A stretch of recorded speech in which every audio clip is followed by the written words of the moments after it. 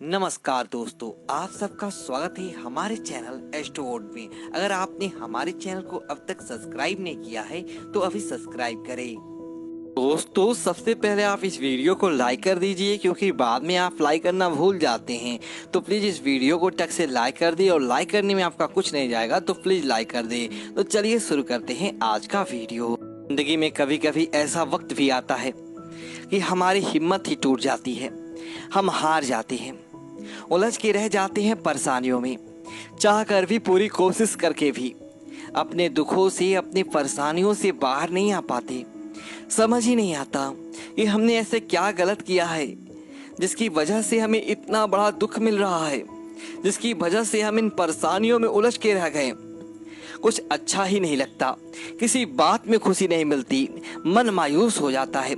लगता है कोई आए और हमें इस दुख से बाहर निकाले, हमारी परेशानियों से बाहर निकाले, किसी भी करके हमारे दिल का दर्द खत्म हो जाए।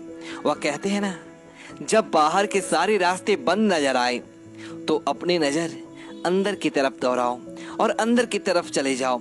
अपने दिल की गहराइयों से परमात्मा को पुकार करो, अपने दिल की गहराइयों से अस्तित्व को, परमात्मा को, इस प्राकृतिक को, अपने रब को, अपने खुदा को दिल से पुकारो, दिल से प्रार्थना करो। जो दुआ दिल से निकलती है ना, उसमें असर जरूर करता है। भले ही आप इस बात को माने या ना माने, पर दुनिया में करोड़ों लोगों ने अपनी दुआओं की शक्ति देखी है, अपनी प्रार्थनाओं का चमत्कार देखा है। एक व्यक्ति अपनी बीमार माँ के लिए दवाई की दुकान पर दवाई लेने गया। उसकी माँ की तबीयत बहुत खराब थी। वो दवाई वाले के पास जाकर बोला कि मुझे जल्दी दवाई दो, मेरी माँ की तबीयत बहुत खराब है। लेकिन उस समय दवाई वाला अपने दोस्तों के साथ दुकान पर बैठकर शतरंज का खेल खेल रहा था। वो उस खेल में इतना मग्न था कि इसकी दवाई मांगने पर दवाई वाले को गुस्सा आ गया कि कौन आ गया बीच में मुझे तंग करने। उसने गुस्से गुस्से में जो दवाई हाथ में आई उस व्यक्ति को पकड़ा दी। थोड़ी ही देर में उस दवाई वाले का शतरंज का खेल खत्म हो गया।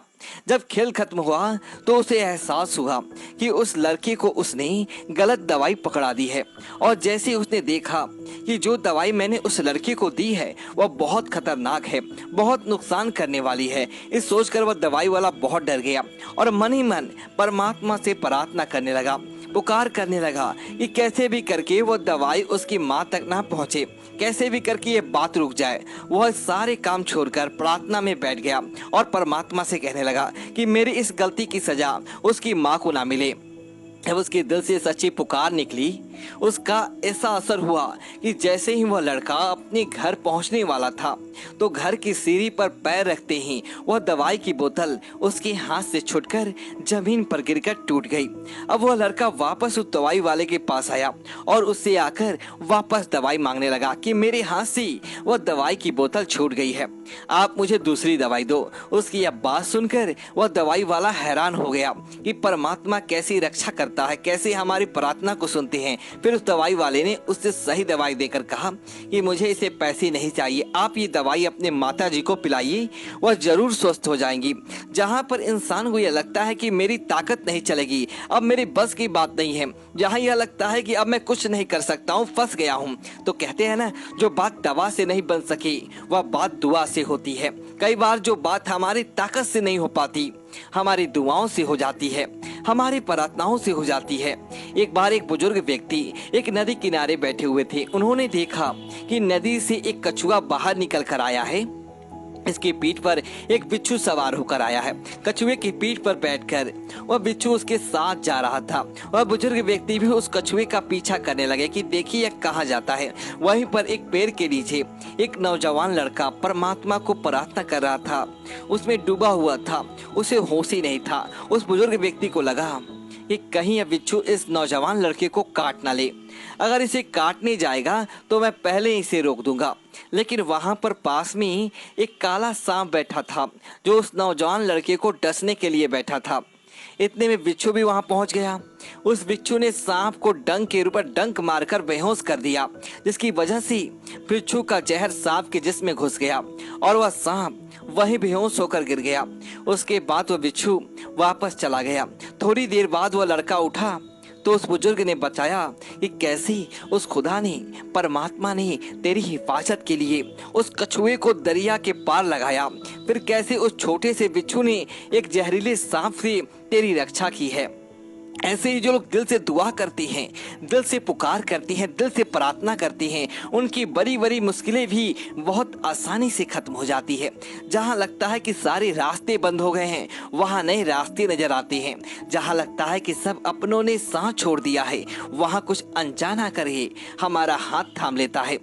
कुछ लोग इन बातों को मानते हैं, कुछ लोग इन बातों को नहीं मानते हैं। मंत्र ते त्योजे दिवे देवग्ने वेसोद गुरु यादवसी भावना से सिद्धि भावते तादृशी। परमात्मा के किसी नाम में, किसी पवित्र तीर्थ में, किसी ज्योतिषी में, किसी डॉक्टर में, किसी गुरु में आपकी जैसी भावना होगी वैसा ही आपको फल मिलेगा। अगर आपको लगेगा कि यह सारी बातें बेकार है, बकवास है, कुछ नहीं रखा है इनमें, तो आपको कुछ नहीं मिलेगा।